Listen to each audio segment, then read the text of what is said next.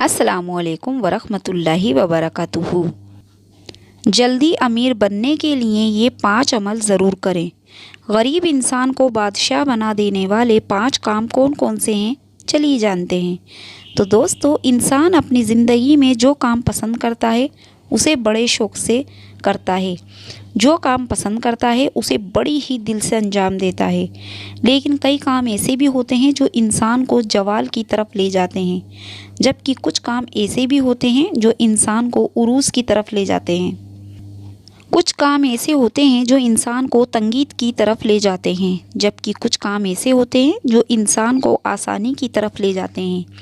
ایسے ہی حضرت علی رضی اللہ تعالیٰ عنہ ایک روز اللہ کے بندوں کو درسیں دے رہے تھے تو نبی کریم صلی اللہ علیہ وسلم کا پیغام سنا رہے تھے۔ وہ نصیحت کر رہے تھے، خوبصورت زندگی گزارنے کے طور طریقے بتا رہے تھے۔ حضرت علی رضی اللہ تعالیٰ عنہ نے فرمایا، میں نے بھکاریوں کو بادشاہ بنتے ہوئے دیکھا ہے، میں نے بھکاریوں کو امیر ترین انسان بنتے ہوئے دیکھا ہے۔ ایسے امیر جو صرف دنیا کے امیر ہی نہیں بلکہ میں نے دونوں جہان کے امیر بنتے دیکھا ہے۔ جب میں نے ان سے دونوں کی ترقی کی وجہ پوچھی کہ تم بھکاری سے بادشاہ کیسے بنے، اتنے امیر کیسے بنے، تو انہوں نے کہا کہ ہم 5 عمل کیا کرتے تھے۔ ہم نے 5 عمل ایسے کیے جو ہم آج بھی کر رہے ہیں اور مرتے دم تک کرتے رہیں گے۔ ان 5 کاموں نے ہمیں بھکاری سے بادشاہ بنا دیا۔ حضرت علی فرماتے ہیں کہ میں نے پوچھا، ہمیں بھی بتاؤ وہ 5 کام کون کون سے ہیں؟ تو دوستو، یہ 5 کام ضرور کرنا۔ اگر تم امیر بننا چاہتے ہو تو یہ 5 کام زندگی میں ضرور کر لینا۔ انہوں نے فرمایا، ایک تو ہم پرندوں کو دانہ ڈالتے ہیں۔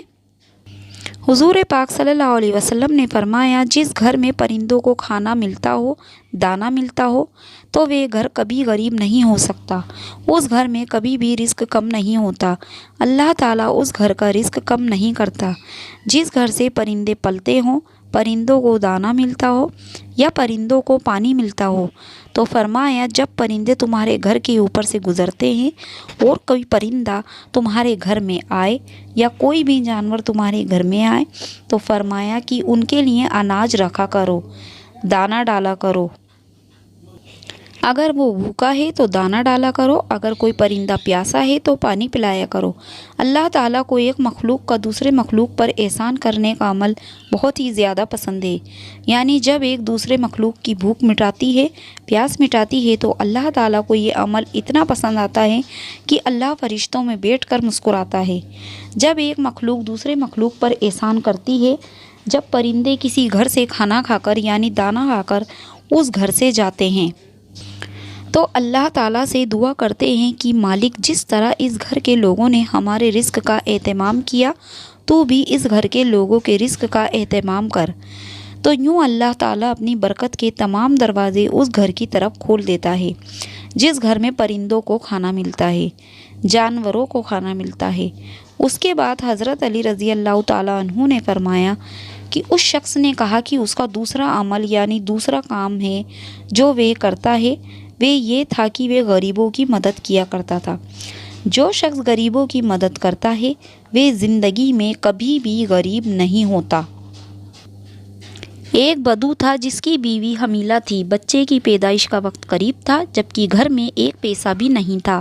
اب یہ بہت پریشان تھے کہ پیسہ ایک بھی نہیں ہے جبکہ بچے کی پیدائش کا وقت قریب ہے۔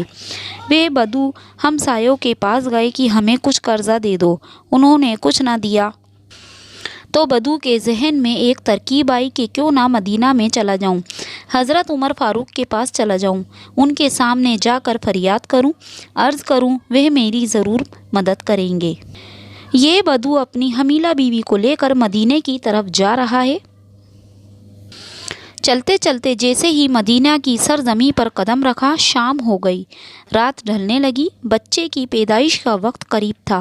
اس نے بیوی کو کہا کہ کیوں نہ ہم یہیں خیمہ لگا کر رات بسر کر لیتے ہیں، صبح ہوتے ہی عمر رضی اللہ تعالیٰ عنہ کے پاس چلے جائیں گے۔ رات یہ لوگ وہاں ٹھہرے۔ رات کا دوسرا پہر جب آیا تو بیوی درد سے چیخنے لگی، بچے کی پیدائش کا وقت قریب ہے اور یہ بیوی کو حوصلہ دے رہا ہے، ابھی فجر ہونے والی ہے، چلتے ہیں عمر کے پاس، اپنا مسئلہ حل کرواتے ہیں۔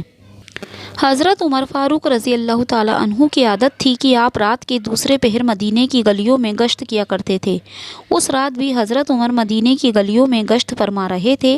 آپ نے دور سے دیکھا کہ خیمے میں آگ جل رہی ہے۔ آپ نے غلام کو بھیجا کہ جا کر دیکھو وہ کون بیٹھا ہے، رات کے اس پہر کوئی مسافر تو نہیں۔ غلام اس شخص کے پاس گیا۔ اس نے کہا کہ میری بیوی حمیلہ ہے، مجھے مدد کی ضرورت ہے۔ غلام نے واپس آ کر حضرت عمر کو ساری بات بتائی۔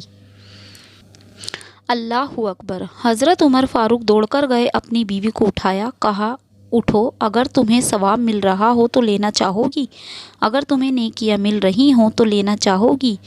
کہا کیوں نہیں حضرت؟ پھر فرمایا اٹھو، میرے یار کی بیوی تکلیف میں مبتلا ہے اور تھوڑی دیر میں بچے کی پیدائش کا وقت آنے والا ہے، اٹھو اور تھوڑی دیر کے لیے دائی بن جاؤ۔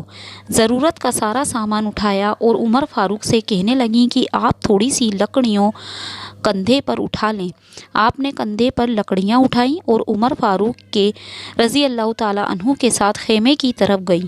محترمہ خیمے کے اندر چلی گئیں جہاں عورت چیخ رہی تھی، تو حضرت عمر باہر اس بدو کے سامنے کھڑے ہو گئے۔ بدو نے یہ سمجھا کہ یہ کوئی غلام ہے، اس غلام کی بیوی دائی ہے اور اس کا شوہر ہے اور یہاں کا غلام ہے۔ اس نے حکم چلانے شروع کر دیے اور چلانا شروع کر دیا، جلدی جاؤ، لکڑیاں لے کر آؤ۔ آپ دوڑ کر جاتے اور لکڑیاں لے کر آتے۔ جلدی کرو، آگ جلاؤ، پھونکے مارتے اور آگ جلاتے۔ اللہ اکبر! دوستو، وہ حضرت عمر فاروق کے ساتھ نوکروں جیسا سلوک کر رہا تھا۔ بے نادان یہ نہیں جانتا تھا کہ اس کے سامنے جو شخصیت کھڑی ہے یہ خود عمر فاروق رضی اللہ تعالیٰ عنہ ہیں۔ پھر ایک دم خیمے کے اندر سے آواز آئی، یا امیر المومنین! یہ آواز آپ کی جوزہ کی تھی۔ آپ کی جوزہ محترمہ نے کہا، آپ کو مبارک ہو، آپ کے دوست کو، آپ کے بھائی کو اللہ نے بیٹا عطا فرمایا ہے۔ جیسے ہی بیگم ساہمہ نے آپ کو یہ امیر المومنین کہا، بدو کے پاؤں تلے سے زمین نکل گئی۔ سوچا کیا یہی امیر المومنین ہے، اور فوراً امیر المومنین کے پیروں میں گر گیا اور کہنے لگا، یا امیر المومنین، مجھے معاف کر دیجئے۔